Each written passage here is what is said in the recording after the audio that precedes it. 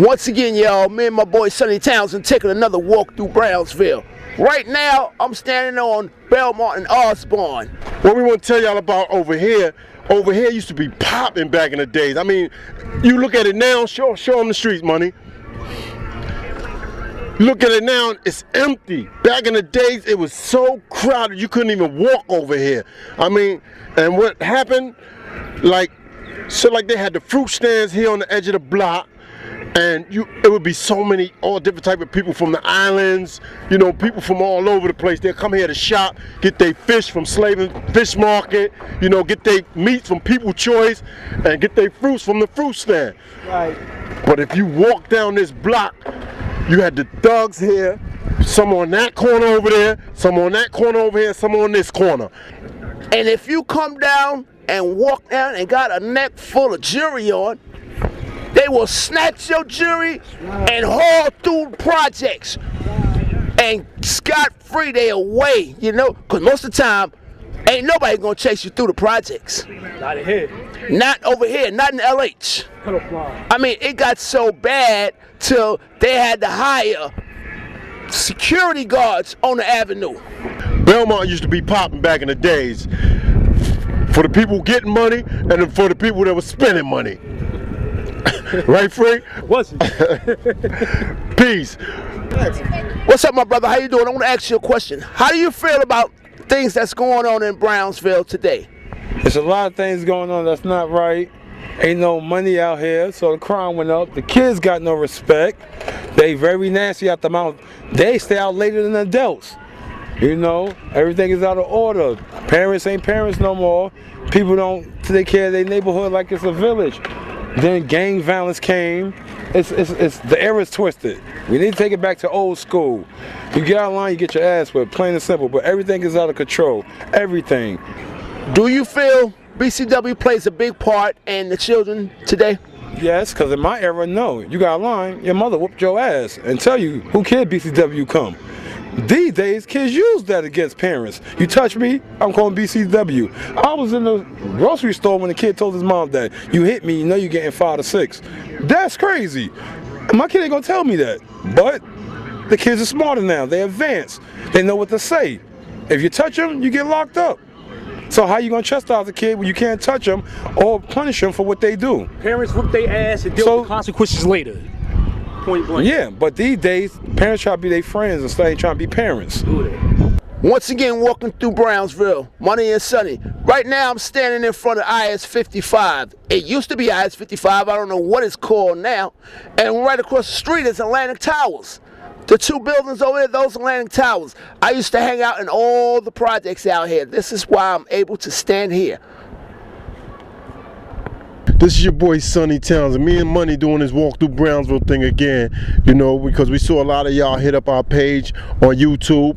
We got a few hits, you know. Right now we're in front of Prospect Plazas. You know, Saratoga is right down the street, and Prospect Plazas, look at, they done moved all the families out of these buildings, you know, and they still sitting here. We don't know what they about to do to them, but they moved all the families out of these buildings, and right now it's just condemned. It's just 3 big buildings. They took one of them down. It's 3 big buildings left, and it's part of Brownsville. You know what I mean? So just come with us, follow us. We're gonna take it on down to somewhere else, and we're gonna keep on giving y'all a little tour of Brownsville. Peace.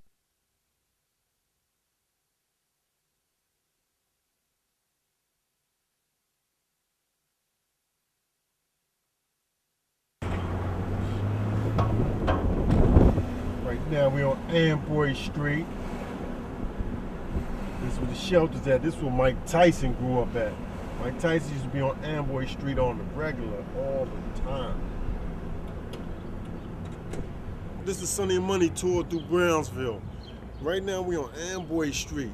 Mike Tyson grew up over here. Mike was my boy. We grew up together. If you see me, he know me by my government name. A lot of y'all don't know that. This place was, you know, like when you get burnt out of your crib, a lot of time they let you live here in the shelters or whatever. And this is a place where this was really Mike Tyson's stomping ground. A lot of us used to come over here to check him or whatever. And when he came out of the Olympics, I seen him on this block right here talking to Miss Booker. You know what I mean? So This is one of the stepping stones of Mike Tyson, Amboy Street.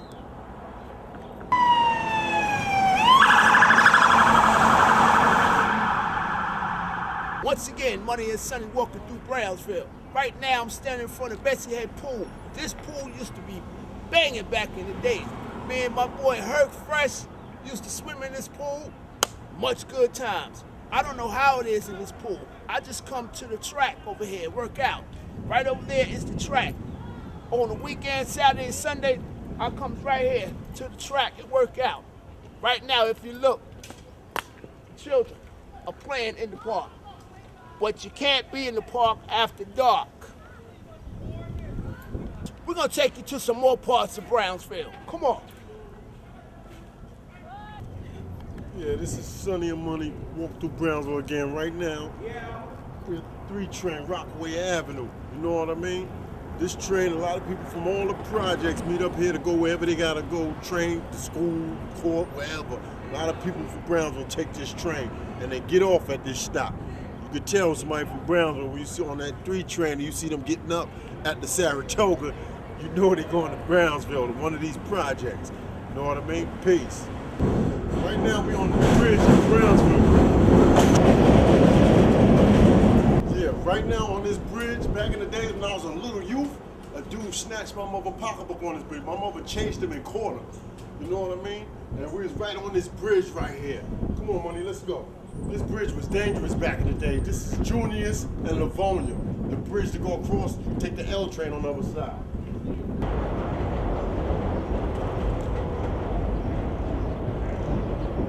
That's the L train there, and right above us, that's the 3 train line.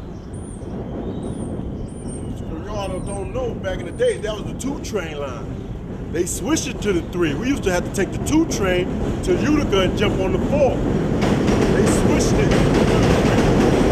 Another thing about this 4 train, back in the days, if you got on that 4 train, that back car, and you wasn't a live nigga, you got your food ate. Niggas took you, robbed you, whatever they wanted to do to you. They take your sneakers, your shoes, your jewelry, whatever. If you wasn't a live nigga, you got on the back of that 4 train, you was asking for it. But niggas like me, we rode the back of that 4 train. And a lot of y'all that see this, y'all know I'm telling the truth. We on Junius and Livonia, and we stopped a young lady to ask her how she feel about Brownsville. How you feel about Brownsville? I feel like Brownsville is getting worse by the day. There's a lot of cops that's walking around and driving around now because it's not safe. Every day I'm kind of scared to come outside. That's why I stay inside with my son, because I have a baby. And the other day they were saying like there was like a body found in the trash by like one of the supermarkets over there on Rockaway. And from then on I've been extra scared to go outside. There's been a lot of robbing, and there's been a lot of, a lot of kids, trying to be, hardcore thugs right now, and, they're sitting there not making it safe to come out of the train station. The lady said she has something to say. She said she visit Brownsville on a regular basis. So how you feel about Brownsville? Usually I come here for business and I visit my girlfriend, and it's funny, whenever I leave at night she always tells me excuse me, to be careful, and I kind of got what she was saying the other day. I came from an interview around here because my friend is a writer, and it was so weird. The rain was pouring and I was so afraid to go to the corner store because there were so many guys, and I was just afraid to go in there just to ask for change, because you're gonna get, hey ma, how you doing? It just felt uncomfortable.